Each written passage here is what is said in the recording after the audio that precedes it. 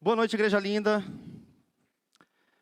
Uma honra novamente estar aqui ministrando aos irmãos a palavra do Senhor.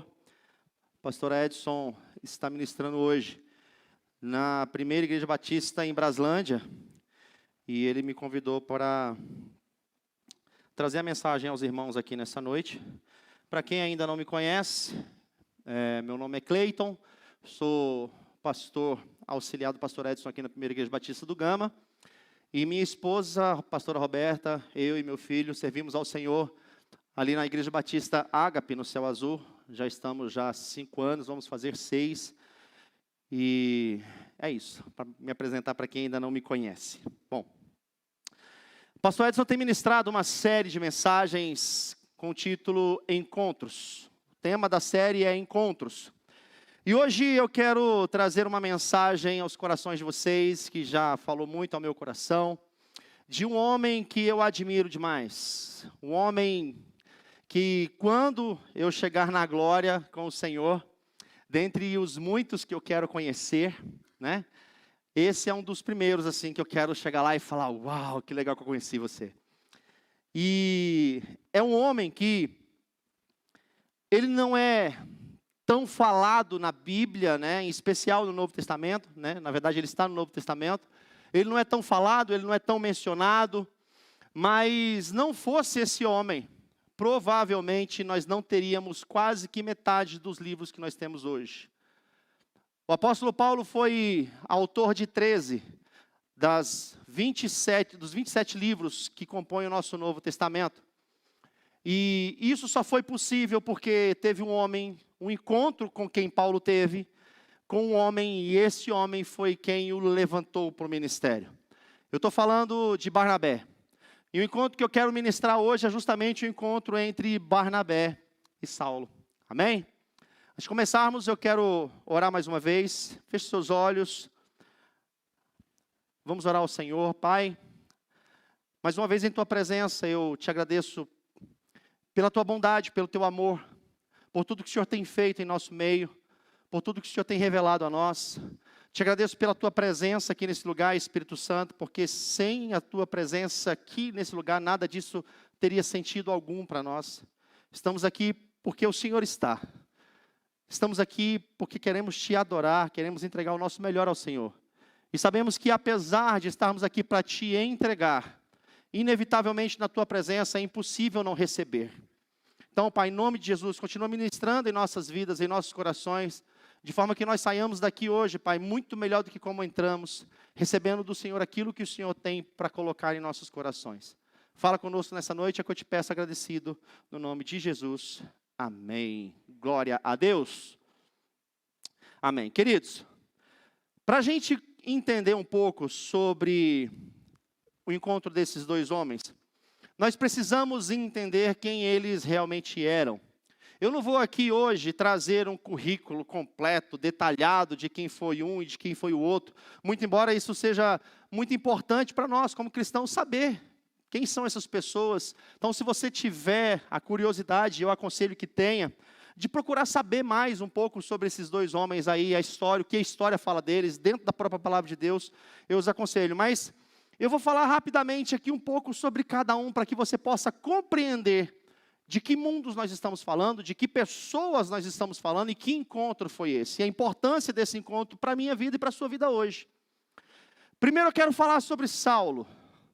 Uma coisa que a gente precisa compreender antes de qualquer coisa aqui, é que em alguns momentos aqui, eu vou falar Saulo, eu vou falar Paulo, e não pense você que, não, pastor, nesse momento aí já não é mais Saulo, agora é Paulo, né? Porque algumas pessoas têm a compreensão equivocada de que Saulo foi Saulo até o momento em que ele encontrou Jesus. E que depois da sua conversão, ele teve o seu nome mudado para Paulo. E não é verdade. Na verdade, Saulo é o nome hebreu de Paulo. E Paulo foi o nome romano. Simples assim. É apenas uma transliteração de um mesmo nome para dois idiomas diferentes. Amém? Então, quando você começa a ouvir a palavra, o nome de Paulo e não Saulo, Entenda que foi por uma questão de contexto a qual ele estava inserido. Ele precisava caminhar nas cidades romanas, né? E como romano que ele era, ele, com esse nome, Paulo, facilitaria muito o acesso de Paulo às várias cidades que ele passou, né? Então, só por isso. Então, quando eu falar Saulo, quando eu falar Paulo, para eu não ter que ficar explicando, gente, agora eu estou falando do Saulo. Não, gente, já mudou o nome para Paulo, isso não existe, tá?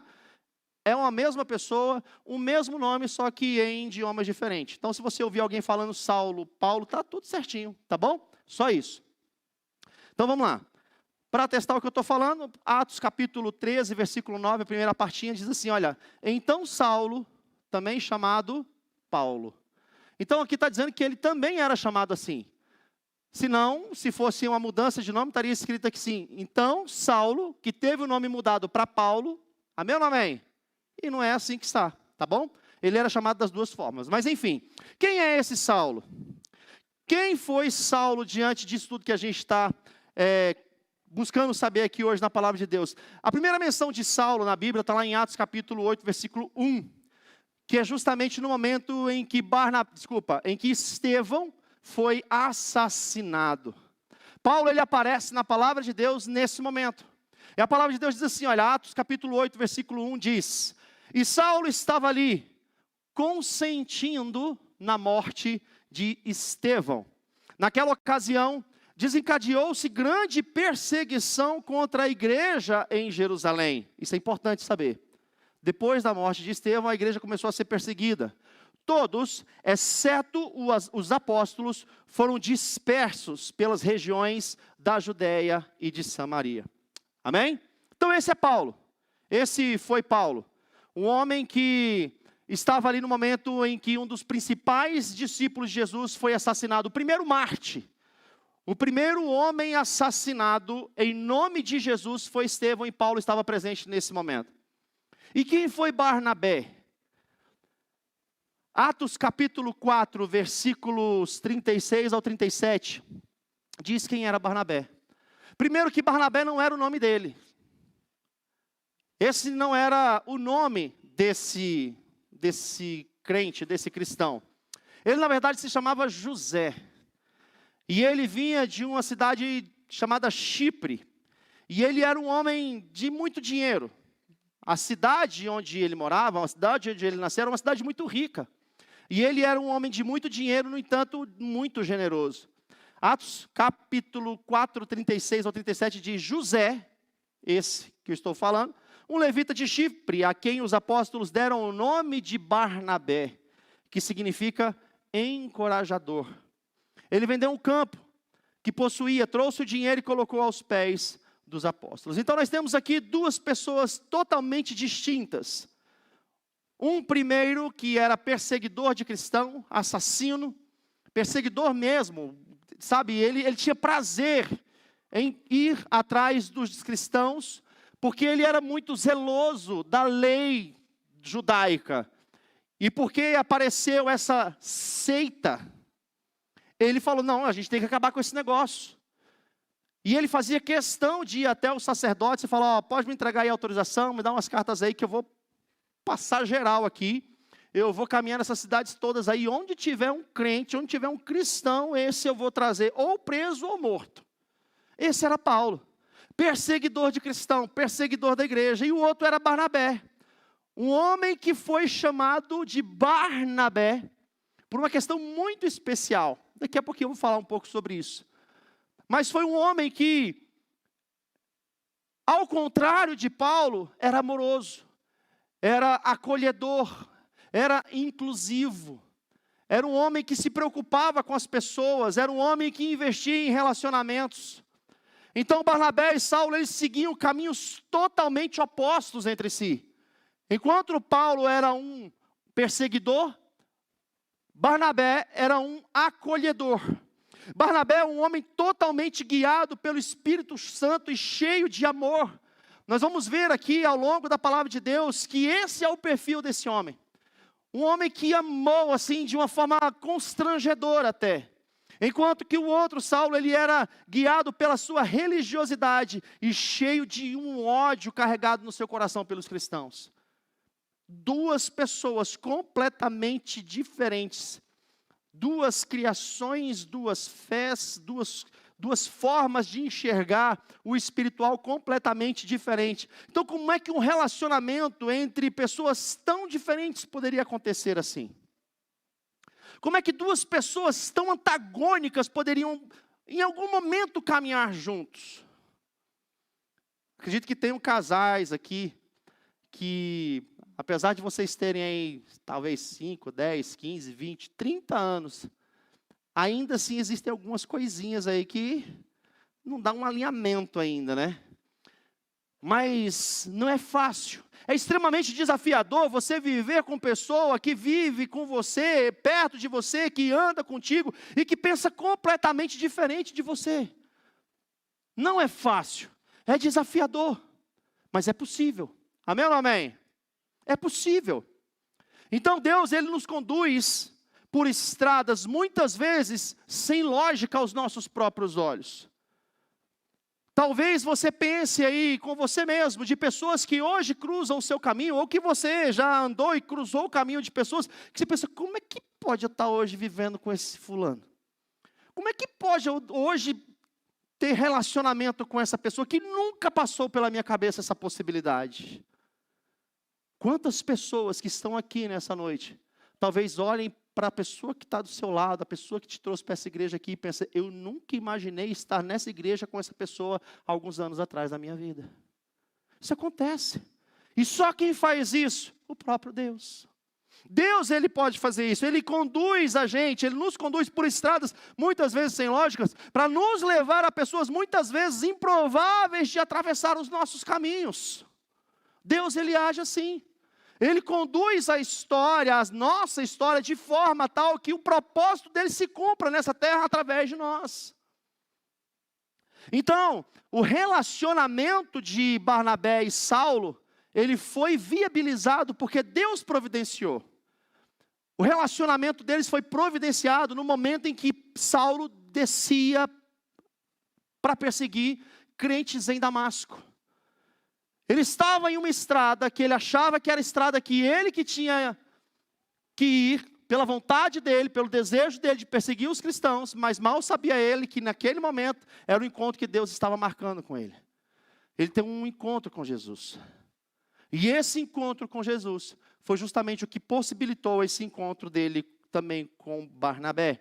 Atos capítulo 9, versículos 3 e 15 ao 5 diz como que foi esse encontro. E diz assim: em sua viagem, quando se aproximava de Damasco, de repente brilhou ao seu redor uma luz vinda do céu. Ele caiu por terra e ouviu uma voz que lhe dizia: Saulo, Saulo, por que você me persegue? Saulo perguntou: quem és tu, Senhor? E ele respondeu: eu sou Jesus, a quem você persegue. Nesse momento, Paulo tem um encontro com Jesus. Nesse momento, seu coração é alcançado pelo Espírito Santo e ele se converte a Jesus. Aquele homem que até então era assassino, perseguidor de cristão, ele passa agora a fazer parte daqueles que ele uma vez matou, uma vez perseguiu. Então, quando Saulo tem um encontro com Jesus, a sua vida entra no caminho por onde Barnabé andava. Barnabé estava seguindo uma estrada, um caminho que Deus tinha preparado para ele, e ele andava nos caminhos com o Senhor. E a partir desse momento, Paulo entra para esse mesmo caminho. Então, nós vamos ver que quando Saulo se entregou a Jesus, Deus já estava levantando uma pessoa que iria cuidar, e iria caminhar com ele. E essa pessoa que Deus preparou foi o próprio Barnabé. Nisso nós vemos algumas dinâmicas. A dinâmica de Saulo. Vamos ver como que foi a dinâmica do apóstolo Paulo. Ele aceitou Jesus. E uma vez que ele aceitou Jesus, por já ser um pregador da palavra, ele era um mestre da lei, formado aos pés do maior teólogo da época, Gamaliel. E ele já pregava nas sinagogas, ele pregava no templo, ele já tinha esse costume. E por isso, uma vez que ele agora entendeu a salvação de Jesus, ele passou a partir de então pregar Jesus por onde ele passava. E ele virou um pregador da palavra de Deus. E aí a palavra de Deus diz assim, lá em Atos capítulo 9, versículo 20 ao 23, logo começou a pregar nas sinagogas que Jesus é o Filho de Deus. Todos os que o ouviam ficavam perplexos e perguntavam, não é ele o homem que procurava destruir em Jerusalém aqueles que invocavam este nome? E não veio para cá justamente para levá-los presos aos chefes dos sacerdotes? Todavia, Saulo se fortalecia cada vez mais e confundia os judeus que viviam em Damasco, demonstrando que Jesus é o Cristo. Decorrido muitos dias, os judeus decidiram de comum acordo matá-lo. Queridos, aquele que antes matava, aquele que antes perseguia, agora era alvo de perseguição. Agora estava sendo alvo de morte. A vida dele estava em risco. A vida dele estava em risco. E justamente por isso, ele fugiu. Para que ele não fosse morto, ele fugiu. E ele foi para onde? Jerusalém. Onde estava a cúpula, onde estavam os principais discípulos de Jesus, os apóstolos de Jesus estavam ali. Era de Jerusalém que eles mandavam orientações, que eles coordenavam a igreja, começando em vários lugares. E ele foi para lá. Só que justamente lá é onde ele foi descreditado. Ele foi desacreditado por aqueles que eram os responsáveis por dar continuidade à igreja que Jesus fundou enquanto Jesus estava aqui. Atos capítulo 9, versículo 26, fala justamente sobre isso. Diz assim, quando chegou a Jerusalém, tentou reunir-se aos apóstolos, mas todos, repita comigo, todos estavam com medo dele, não acreditando que fosse realmente um discípulo. O cara crente, aceitou Jesus, conversão fantástica, sobrenatural. Não foi uma pessoa qualquer que pregou para ele, foi o próprio Jesus. Esse homem cheio do Espírito Santo, de uma vontade, uma convicção no seu coração, de levar a palavra, ele chega aonde está a sede da igreja naquele tempo e ele é rejeitado. Ele é desacreditado pelas pessoas. E foi justamente nesse momento que acontece o encontro dele com o homem que salvou Paulo. O homem que levantou Paulo, Barnabé. Foi justamente nesse momento que eles se encontraram. Versículo seguinte, 27 diz, então Barnabé o levou aos apóstolos e lhes contou como no caminho Saulo vira o Senhor que lhe falara e como em Damasco ele havia pregado corajosamente em nome de Jesus. Queridos, no momento em que esse homem, rejeitado pelos seus irmãos, seus recém-irmãos, né? No momento em que ele foi rejeitado, chega um homem que o conhece, olha nele e vê nele uma pessoa improvável. Vê naquele perseguidor um agora que fazia parte daqueles que estavam levando a igreja do Senhor Jesus. E é esse mesmo Barnabé que chega ali nos seus amigos, nos seus companheiros, discípulos, apóstolos. Chega em Paulo assim, bate no nome do Paulo. Chega no Pedro, bate nas costas do Pedro assim e fala, Pedro, pode confiar. Rapaz, é sangue bom. Ele é ponta firme. Confia, vai dar bom. Deus vai fazer muita coisa através da vida desse homem. Vamos trazer ele para perto. Tiago, você acredita em mim, Tiago? Vocês me chamam de filho da exortação, filho do Consolador. Vocês me chamam de Barnabé. Confia em mim. Eu respaldo esse homem aqui na presença de vocês. Foi isso que Barnabé fez. Barnabé, ele trouxe Paulo para perto da igreja, do meio mais forte, do pilar mais forte da igreja. E diante dessa dinâmica, da dinâmica de Paulo, qual que seria a dinâmica de Barnabé? Primeira coisa, como eu disse para vocês, Barnabé não é nome, é um apelido, né?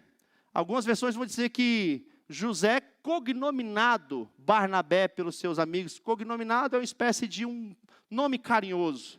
O que significa Barnabé? Primeiro, Barnabé é uma junção de duas palavras hebraicas, Bar e Nabé. Bar significa filho. Quem lembra aqui da história lá do Bartimeu? Às vezes a gente fala, o Bartimeu. Na verdade, o nome dele não era Bartimeu. Não se sabe o nome dele, se sabe o nome do pai dele. Que o pai dele se chamava Timeu. Porque Bar, filho, Timeu é o nome do pai. Então ele era o filho do Timeu. Mesma coisa, quem aqui já leu Simão, filho, Bar Jonas? É a mesma coisa, Simão, filho de Jonas. Então Barnabé, o Bar significa filho. E Nabé? Nabé, em algumas traduções vão chamar de Nabé exortação, ou exortador, consolador. Então seria o mesmo que chamá-lo de filho da consolação, filho da exortação. E esse nome consolação, consolador, nós também conhecemos. Em algum momento aí na sua Bíblia, lá em João capítulo 13, 14, 15 na verdade, 14 e 15, Jesus fala assim, é necessário que eu vá para que o Consolador venha. Ele está falando de quem? Do Espírito Santo. Então, a melhor tradução que nós podemos dar para o nome Barnabé seria Filho do Espírito Santo. E quem é o Espírito Santo? Ele é o responsável por você estar aqui. Você não merecia estar aqui. Nenhum de vocês, nem eu, ninguém. Nós somos essencialmente maus, pecadores. A nossa essência é assim. Mas teve um que acreditou em mim e em você. E ele nos convenceu do pecado, da justiça e do juízo. Esse é o Espírito Santo. Você só está aqui por causa dele. E esse homem, ele foi carinhosamente chamado de Filho do Espírito Santo. Eu fico imaginando como que era Barnabé, cara. Eu fico imaginando o amor que ele transpassava para as pessoas, sabe? A forma carinhosa, a forma amorosa como ele se relacionava com as pessoas. A forma como ele acreditava, a forma como ele exortava, a forma como ele consolava as pessoas. Esse foi Barnabé. Esse foi Barnabé. Então, queridos, quem são os Barnabés? Quem são os Barnabés que o Senhor Jesus, o Espírito Santo espera que nós sejamos? Barnabés são aqueles que acreditam nas pessoas. Assim como o Espírito Santo, em algum momento da sua história, acreditou em você e te chamou, porque ele acreditou em você. Ele acreditou em mim. Imagina eu, um dançarino de axé, cheio de coisa errada na minha cabeça. Hoje estou aqui pregando ao Senhor Jesus. Isso é misericórdia, isso é graça, isso é amor, isso é acreditar em uma pessoa que nem eu mesmo acreditaria. Eu nunca me vi, nunca me imaginei lá no mundo que estaria pregando a palavra do Senhor em uma igreja um dia. Mas Ele acreditou em mim. Eu não sei qual é o contexto da sua vida, mas Ele acredita em você. E Ele só te chamou antes da sua morte, porque Ele acredita que até lá, você tem alguma coisa muito importante, ou muitas coisas muito importantes para realizar nessa terra. Ele acredita em você. Barnabé são aqueles que acreditam nas pessoas. Barnabé são aqueles que conduzem pessoas. Ele conduziu, ajudou a conduzir a vida de Paulo e muitas outras pessoas. O Espírito Santo te conduziu até aqui. Existem Barnabés na sua vida que em algum momento te trouxe para cá. Alguém que te ama muito. Alguém que acreditou em você. Alguém que tem você assim, um carinho muito grande e falou, cara, você merece estar ali também. Quer dizer, merecer você não merece não, mas pela graça você vai estar. Barnabés são os que se importam com as pessoas. Barnabés são os que cuidam das pessoas. Nós temos aqui Barnabés, amém ou não amém? E Barnabelas. Tem também. Barnabés e Barnabelas de Jesus. Pessoas que acreditam, que conduzem, que se importam, que cuidam de pessoas. Paulo, queridos, ele foi esquecido. Em um momento da sua história ali, recém-convertido, ele foi esquecido. E precisou de um Barnabé para resgatar Paulo. A palavra do Senhor diz lá em Atos capítulo, a partir do versículo 28 até o 30. Diz que Saulo ele foi levado para morar novamente na cidade de onde ele vinha, de origem dele. Mas foi assim um negócio tipo, cara, manda esse cara para lá porque tá complicado aqui, ele vai atrapalhar o o nosso trabalho ministerial aqui, então manda ele para lá, sabe? Em algum momento, foi até um certo cuidado dos irmãos, dos discípulos, em relação à vida dele, porque perceba, ele começou a pregar com tanta ousadia, com tanta intrepidez, com tanta coragem, que a vida dele ficou ameaçada. E aí diz assim, olha, assim Paulo ficou com eles, e andava com liberdade em Jerusalém, pregando corajosamente em nome do Senhor. Falava e discutia com os judeus de fala grega, mas estes tentavam matá-lo. Sabendo disso, os irmãos o levaram para Cesareia e o enviaram para Tarso. Falou assim, rapaziada, é o seguinte, Paulo está aí, tá difícil. Estão querendo pegar ele, vão matar, daqui a pouco esse negócio cai para cima da gente. Vamos dar um tempo para ele. Sabe, está dando muito trabalho. Manda ele visitar a mãe, manda visitar o pai, o avô, os tios de novo. Manda ele para a cidade dele, passar um tempo, esfriar a cabeça. Sabe? Para ele dar uma baixada na bola. Está chamando muita atenção, está levantando muita poeira. Manda ele para lá. Mas, deixa ele descansar bastante, dá só passagem de ida, não precisa dar de volta, não. Foi mais ou menos isso que aconteceu. Foi mais ou menos isso que aconteceu. Muitos dos seus novos irmãos desistiram dele. Muitos desistiram. Nós não temos registro das ações de Paulo, ou Saulo, em Tarso. Mas o tempo estimado pelos estudiosos é de que ele tenha passado lá pelo menos 3 anos. 3 anos no ostracismo. 3 anos sem ter convívio com outros crentes. Tarso não era uma cidade evangelizada ainda. Era uma cidade promíscua, era uma cidade pecadora. E ele, imagina você, um bebê, nasceu de você. Você pega esse bebê, passa ali 1 dia, 2 dias, 3 dias, 1 mês, 3 meses, e joga ele dentro de uma lixeira. Deixa ele abandonado na rua. Foi mais ou menos isso que fizeram com Paulo. Ele era um bebê espiritual, gente. Ele era um recém-convertido, muito embora ele tivesse muito conhecimento da palavra, das escrituras, ele era um recém-convertido em Jesus. E foi mais ou menos isso que aconteceu. Então, qual que seria, normalmente, uma pessoa que aceita Jesus e não está em convívio com os irmãos, com a igreja, mas volta para o mesmo lugar onde ele estava antes de conhecer Jesus, vivendo com as mesmas pessoas, fazendo as mesmas coisas, tendo os mesmos hábitos, o que vai acontecer com essa pessoa? Inevitavelmente, ou quase inevitavelmente, ela vai desviar. Vai desviar da fé. Muito provavelmente é o que aconteceria com Saulo, se ele tivesse permanecido lá. Ele ficou só. Ele era um candidato fortíssimo a se desviar da fé. Mas o que Deus determina, presta atenção nisso aqui. Mas o Deus que determina o final, a chegada, é o mesmo que traça os caminhos e os seus processos. O mesmo Deus que determina a chegada, aonde você vai chegar, o seu final, é o mesmo que está planejando, que está traçando os seus processos, o seu caminho. Deus, ele fez isso com Saulo, ele sabia que isso ia acontecer. Então, lembra lá atrás que a gente leu que depois da morte de Estevão, os cristãos começaram a ser perseguidos? Eles foram perseguidos e foram dispersos para vários lugares. E aí então Deus prepara o retorno de Saulo.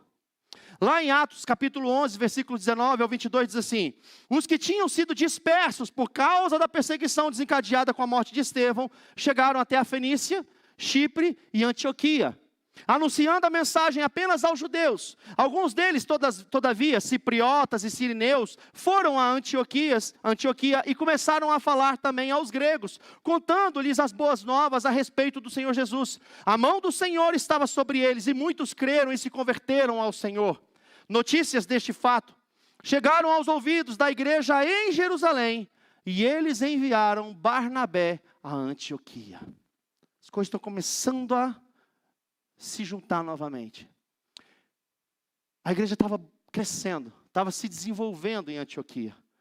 Eles enviaram um cara que era ponta firme ponta firme mesmo de consolidação. Amém ou não amém? Barnabé, ele era expert em consolidar. Cara que ia até as pessoas, se relacionava bem com essas pessoas e estava junto das pessoas. Esse era Barnabé e ele foi enviado. Ele foi enviado para consolidar aquela igreja. Chegando lá, ele viu como é que estava a situação. Ele falou, uau, eu vou precisar de ajuda. Preciso de alguém aqui para me ajudar. Um cara ponta firme também. Primeira pessoa que ele pensou foi em Saulo. Mas Saulo já não estava mais com eles. Estava algumas centenas de quilômetros distante. O que ele faz? Pega o navio e... Tarso. Chega em Tarso. Vai procurar o Saulo. Imagina que naquele tempo não tinha... envia essa localização aí para mim, por favor, para chegar onde você está. Manda essa localização em tempo real, para a gente saber onde que, né? Não tinha nada disso, gente. Era um lugar grande. Ele saiu perguntando na rua, gente, vocês conhecem o tal de Saulo? Conhecem uma pessoa assim, assim, assado e tal? Não sei o que. Ele achou o Saulo lá na cidade. Catou o Saulo e voltaram para Antioquia. E aí no versículos 25 ao 26 diz, então Barnabé foi a Tarso procurar Saulo. E quando o encontrou, o levou para Antioquia. Assim, durante um ano inteiro, Barnabé e Saulo se reuniram com a igreja e ensinaram a muitos. Em Antioquia, os discípulos foram pela primeira vez chamados cristãos. Queridos, esse é o avivamento que a igreja precisa viver. Esse é o avivamento dos que buscam pessoas, o avivamento dos que vão atrás até encontrar, o avivamento dos que não desistem de ninguém. É esse tipo de avivalista que o Senhor busca. Pessoas que estão interessadas em pessoas. Pessoas que estão interessadas em vidas, que investem em vidas, que vão atrás dos perdidos. Parceiros, uma vez que eles se tornaram parceiros, Barnabé e Saulo estavam bem aliados em relação às direções do Espírito Santo.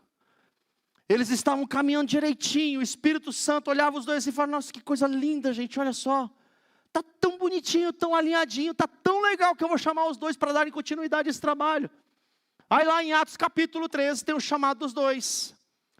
A partir do versículo 2 diz assim, enquanto adoravam ao Senhor e jejuavam, disse o Espírito Santo, separem para mim Barnabé e Saulo para a obra que eu os tenho chamado. Assim, depois de jejuar e orar, impuseram-lhe as mãos e os enviaram. Enviados pelo Espírito Santo, desceram a Seleucia e aí dali navegaram para Chipre. Chegando em Salamina, proclamaram a palavra de Deus nas sinagogas judaicas. E preste atenção nessa informação.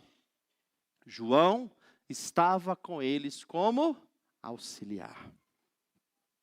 Apareceu mais uma pessoa nessa história, João. Queridos, não necessariamente o fato de nós estarmos alinhados, o fato de nós estarmos em uma parceria com o Espírito Santo, não necessariamente vai fazer com que nós o tempo todo sejamos em tudo mentalmente, com relação às nossas ideias, alinhados. O fato de nós estarmos alinhados ao Espírito Santo, o fato de nós termos uma parceria, não exclui o fato de que nós podemos ter diferenças.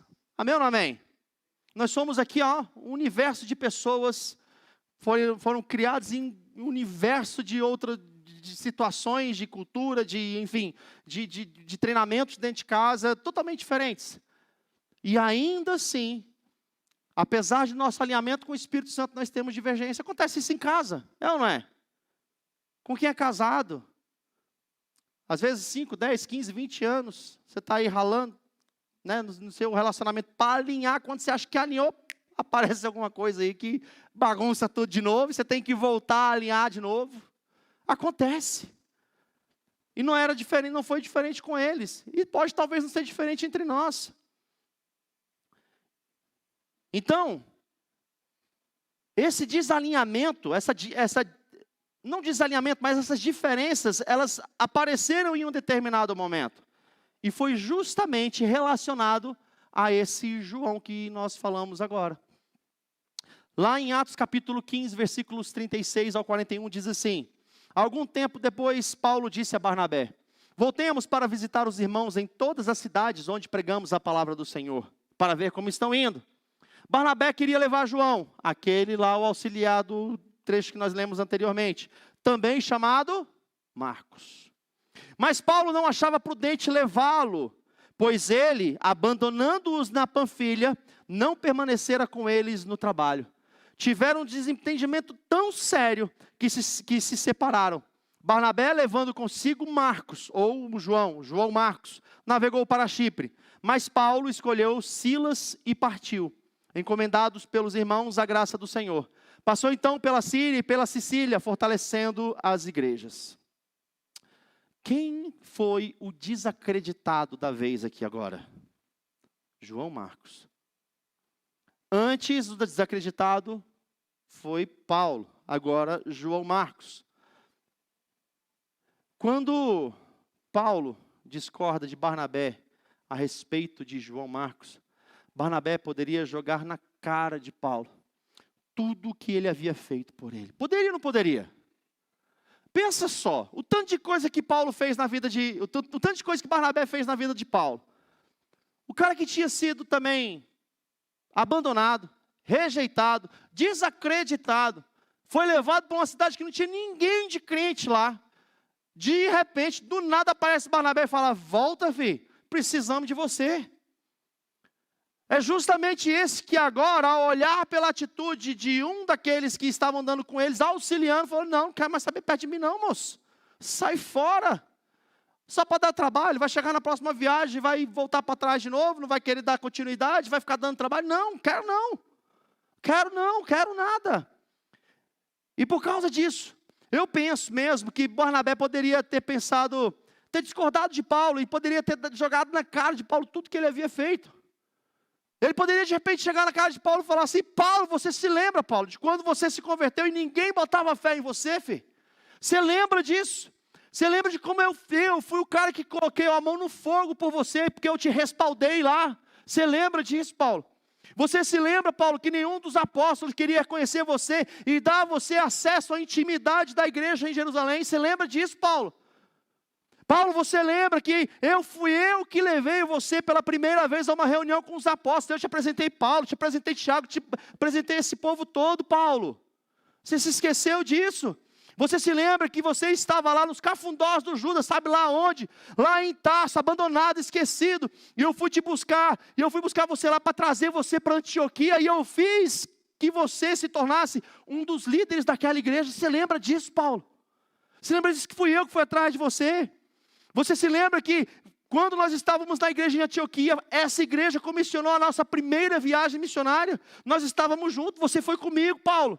Você se lembra que quando você começou a exercer sua liderança, Paulo, eu dei um passo atrás. Eu dei um passo atrás, Paulo, deixei que você se fortalecesse, que você crescesse e que você assumisse o protagonismo da igreja lá naquele tempo. Você lembra disso, Paulo? Você lembra, Paulo? Beleza. Sabe? Chegou agora, Paulo, a sua vez de mostrar que você aprendeu alguma coisa. Chegou a sua vez de dar o passo atrás e entender que João Marcos precisa estar com a gente, trazer João Marcos para perto. Porque lá atrás outros desistiram de você, Paulo, mas eu não. Eu não desisti de você, Paulo. Eu não deixei você atrás, Paulo. Eu não deixei você rejeitado, Paulo. Eu fui atrás de você e eu assumi tudo isso, Paulo. Eu podia falar isso para você, Paulo. Eu vejo que agora é hora de você respeitar a minha antiguidade nessa igreja. Essa igreja, então, e você deveria, por gratidão e respeito a mim, dar um passo atrás, sim, e levar João Marcos nessa viagem, porque o menino merece. O menino está crescendo. O menino tem potencial. Eu vejo isso nele, Paulo. Vamos todo mundo junto. Eu penso que talvez Barnabé podia ter falado isso para Paulo. Eu teria dito. Talvez aqui muitos teriam dito também. Mas não foi isso que ele fez. Não foi o que Barnabé fez. Provavelmente, nesse momento, o que Barnabé fez foi, em vez de dar uma carteirada no Paulo, falar: ó, o que você está falando, respeita o antigão aqui, Paulo. Em vez dele dar essa carteirada, talvez o que Barnabé teria falado teria sido algo mais ou menos assim. Beleza, Paulo. Tudo bem. Sabe, eu não quero ser empecilho. Eu não quero ser empecilho na sua caminhada missionária.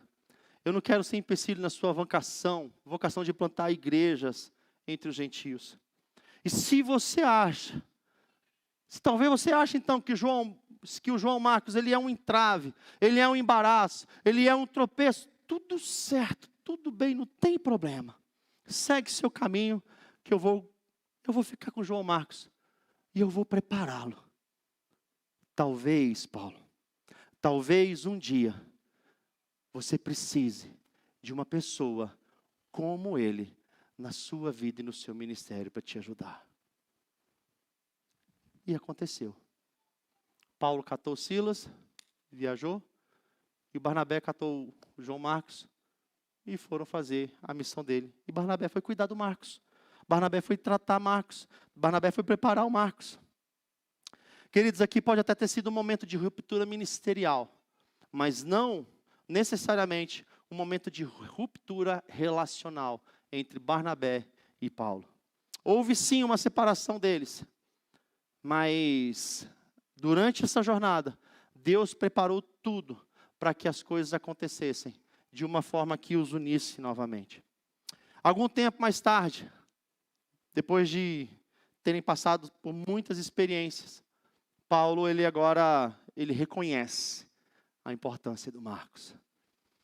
Alguma coisa aconteceu, a Bíblia não fala exatamente qual foi o momento dessa reconciliação, mas eles se reconciliaram. Em um determinado momento, o Marcos, ele passou a ser uma pessoa importante para Paulo.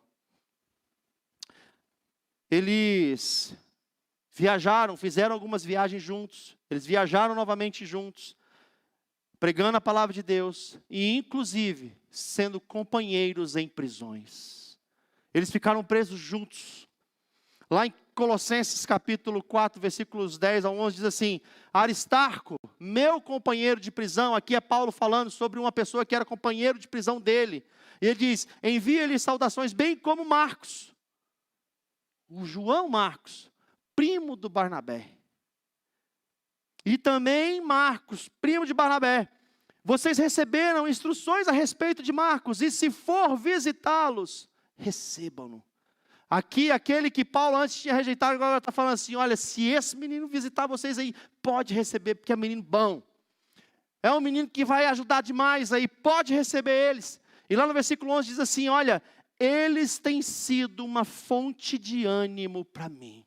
Aquele que antes foi rejeitado por Paulo, aquele que antes foi desacreditado por Paulo, nesse momento em que Paulo estava preso, ele falou: esse menino me dá ânimo. Esse aí é o menino que eu quero perto de mim. Já no final da sua vida, meus queridos, isso está lá também em Filemão, no versículo 24 da carta de Paulo a Filemão. Já no final da vida de Paulo, no finalzinho já, ele estava no corredor da morte. Foi a última prisão de Paulo em Roma. Depois dessa prisão, ele saiu dali para ser decapitado. Foi o último momento da vida dele. Ele manda uma carta para o Timóteo. E já no final da vida dele, ele precisa ao seu lado justamente do Marcos para dar continuidade ao ministério que ele tinha recebido. Ele diz assim: olha, só Lucas está comigo. Traga Marcos com você, porque ele me é útil para o ministério. Aquele que antes foi rejeitado, Barnabé falou assim: beleza, Paulo, vai lá, eu vou cuidar do menino, talvez em algum momento você precise dele. Chegou o momento. Chegou o momento. Queridos, com essa história, esse encontro entre Barnabé e Saulo, foi um encontro poderosíssimo, maravilhoso, sem o qual hoje nós provavelmente não teríamos os livros que nós temos escritos hoje na Bíblia. Se não fosse esse encontro, nós não teríamos a doutrina da igreja hoje escrita nas cartas de Paulo. Provavelmente sem esse encontro, nem o evangelho de Marcos nós teríamos acesso, porque foi justamente esse Marcos que escreveu o evangelho de Marcos. O Marcos que antes tinha sido rejeitado por Paulo, por ter sido talvez imaturo, infantil na sua precoce fé, Foi justamente o Marcos, resgatado por Barnabé, que depois escreveu o Evangelho de Marcos. Com isso, nós temos 3 ensinamentos que nós podemos tirar dessa história. Primeiro ensinamento, eu gostaria muito que você prestasse atenção nisso. Presta atenção no que eu vou falar. Primeiro ensinamento é que o importante não é a tarefa que você desempenha, a atividade profissional que você desenvolve, ou a carreira que você almeja, mas a qualidade dos relacionamentos que você constrói enquanto você está fazendo o que está fazendo. Não importa o que você faça, não importa a sua profissão, não importa as suas habilidades, não importa o quão influente você é na sociedade, para o mundo, não importa, não importa. O que vai importar são os relacionamentos que você desenvolve ao longo da sua vida, enquanto você está fazendo o que quer que você esteja fazendo. É isso que dá importância para a nossa vida, gente. Nós somos chamados para gerar pessoas, para gerar vidas, para trazer pessoas para Jesus. E apenas através dos nossos relacionamentos é que nós vamos conseguir. Sabe, dizem alguns estudiosos que o tempo necessário de navio entre Antioquia e Tarso, que foi onde Barnabé falou assim, eu vou buscar o homem. Entre Antioquia e Tarso, alguns especialistas dizem que naquela época levava-se aproximadamente 3 meses para ir, 3 meses para voltar.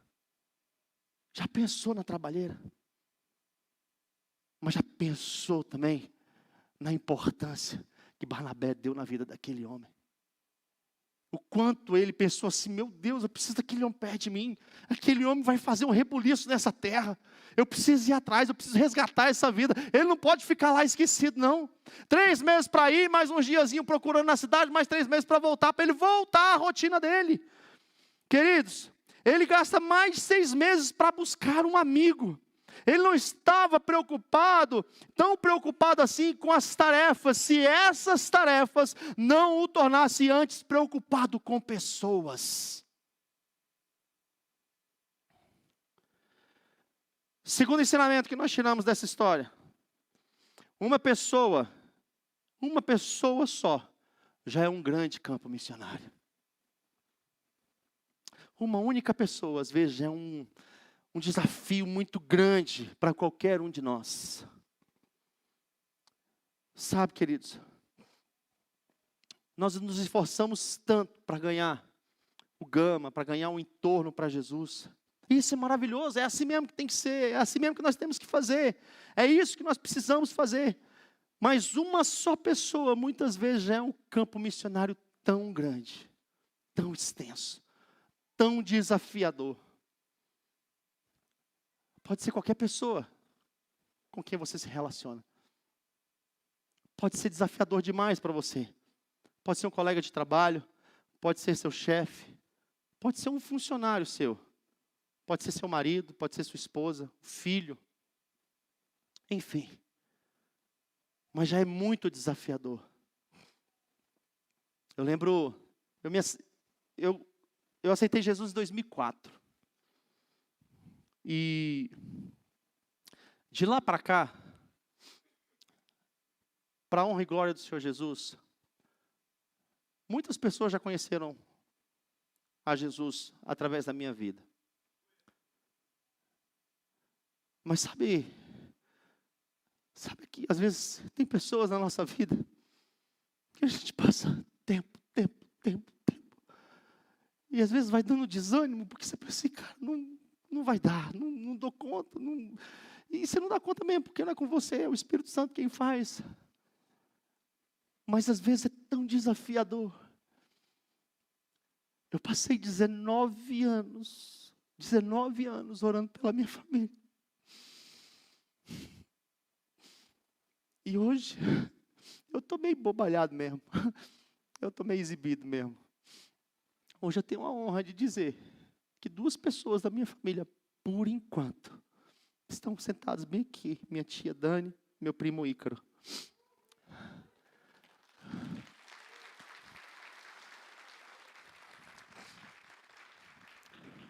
"19 anos orando, 19 anos tentando ministrar, pregar.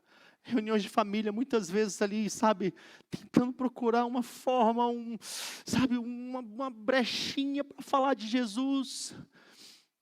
Pessoa que já foi até expulso da casa de um tio.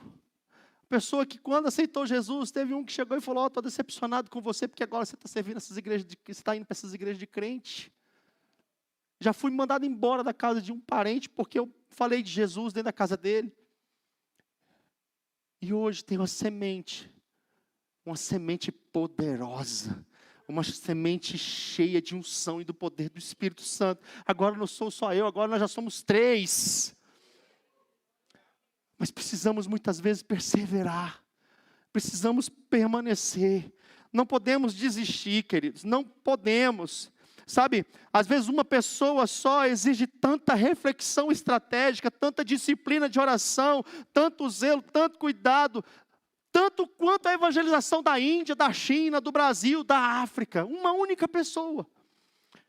Nós vamos ganhar o gama e o entorno para Jesus, amém? Eu creio nisso, mas talvez não seja tão desafiador quanto ganhar um amigo para Jesus, ganhar um filho, uma filha, um marido, esposa, um genro, nora, cunhada, ganhar essas pessoas para Jesus. Mas nós não podemos desistir, não podemos desanimar. Terceiro, a qualidade, presta atenção nisso aqui também. Terceiro ensinamento que nós vemos nessa história: a qualidade de sua vida está na proporção direta da qualidade das pessoas com quem você se relaciona e da qualidade dos relacionamentos que você desenvolve com essas pessoas. A sua qualidade de vida depende de como você se relaciona, a qualidade de relacionamento que você tem com as pessoas que estão ao seu redor. Nós podemos, queridos, muitas vezes estar próximos de pessoas extraordinárias, mas não desenvolvermos relacionamentos profundos, relacionamentos extraordinários com essas pessoas também. Talvez não seja por elas, seja por nós. Nós é que decidimos não nos relacionar na mesma profundidade. Exemplo disso foi o filho que ficou com o pai, na história do filho pródigo. O filho pródigo, filho gastador, pegou o dinheiro e foi embora, foi viver a sua vida. Ficou o outro menino lá. E esse outro filho mais velho, não teve profundidade no relacionamento com o pai. Quando o mais novo chegou, ele falou: tive aqui tanto tempo com o senhor nunca matou um novilho sequer para mim. Agora vem esse seu filho aí, gastou todo o seu dinheiro com prostituta, com bebida, com tudo, e o senhor mata um bezerro para ele? Ô filho, você não entendeu nada, tudo que eu tenho é seu. Eu estou esse tempo todo contigo. Eu estou aqui para você e você não... Sabe? Nós precisamos investir em relacionamentos e na qualidade dos nossos relacionamentos.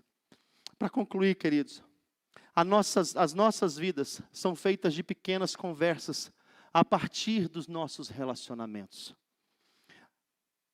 Sabe, nada nos fere mais do que os relacionamentos. Eu vou repetir. Nada nos fere mais do que os relacionamentos. Mas também nada nos abençoa mais do que os relacionamentos. Precisamos compreender que relacionamentos abençoam as nossas vidas. Sabe, eu conheço muito poucas pessoas que talvez tenham abandonado as suas igrejas por causa de questões heréticas, por heresia, por estarem pregando heresia na igreja. Eu conheço pouquíssimas pessoas que abandonaram a igreja nessa situação. Mas eu conheço muitas, e olha que eu conheço muitas pessoas que abandonaram suas igrejas por causa de relacionamentos quebrados, relacionamentos partidos, por desapontamentos, decepções, por frustrações relacionais. Barnabé, ele era uma pessoa que conseguia enxergar essas pessoas. E nós temos que ser como Barnabé. Nós não podemos nos deixar levar pelas frustrações. Nós somos diferentes. Nós muitas vezes não pensamos da mesma forma. E nós somos falhos. Nós estamos suscetíveis a magoar, a chatear e a sermos também dessa forma por outra pessoa. Mas o que tem que nos manter firme é a visão que Barnabé teve com esses homens. De entender que é no relacionamento, na proximidade, que Jesus vai alcançar os perdidos através da minha e da sua vida. Sabe o que existiu entre o João Marcos rejeitado por Paulo em sua segunda viagem missionária. E o João Marcos, agora útil para Paulo, em seus últimos dias de vida, quando ele estava preso em Roma, sabe o que existiu entre esses dois João Marcos? Um Barnabé. Existiu um Barnabé. Existiu um filho do Espírito Santo. Nós precisamos ser filhos do Espírito Santo dessa forma como Barnabé foi. É função de todos nós integrarmos pessoas. Integrar deve ser para nós como um estilo de vida. Nós devemos sempre colocar as pessoas para dentro dos nossos grupos. No nosso cotidiano, dia a dia, integrando pessoas. Barnabé nos ensina a sermos pontes. Barnabé nos ensina a acreditarmos nas pessoas, ainda que os nossos olhos não estejam nos mostrando aquilo que nós esperávamos ver. E é isso que o Senhor hoje, nessa noite, chama para você ser. Um Barnabé que busca encontros com Saulos e Joões e Marcos, para restaurar relacionamentos e trazer muitas e muitas vidas para Jesus. Amém? Coloque-se de pé, eu quero orar com você. Feche seus olhos.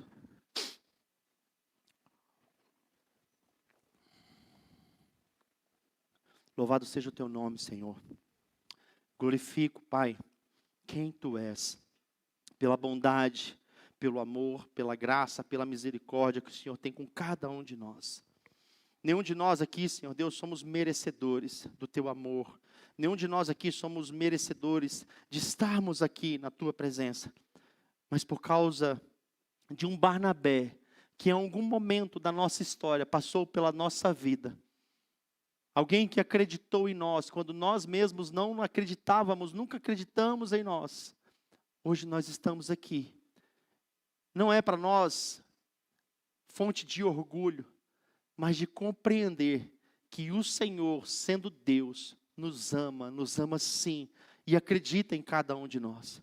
Use, Pai, as nossas vidas como instrumento nas Tuas mãos, para que nós alcancemos muitas e muitas outras pessoas para o Senhor, e que nós sejamos pontes, que nós sejamos, Pai, como farol, que nós sejamos mesmo, Senhor Deus, como homens e mulheres que ligam relacionamentos, que ligam pessoas, que ganham pessoas para o Senhor, e que juntos, Pai, nós vamos alcançar o Gama em torno, Brasil, Brasília e o mundo, Pai. Em nome de Jesus, nos conduza, Senhor Deus, nos leve, Espírito Santo, como fez Barnabé, a Paulo, a Saulo, a João Marcos, que o Senhor também faça conosco.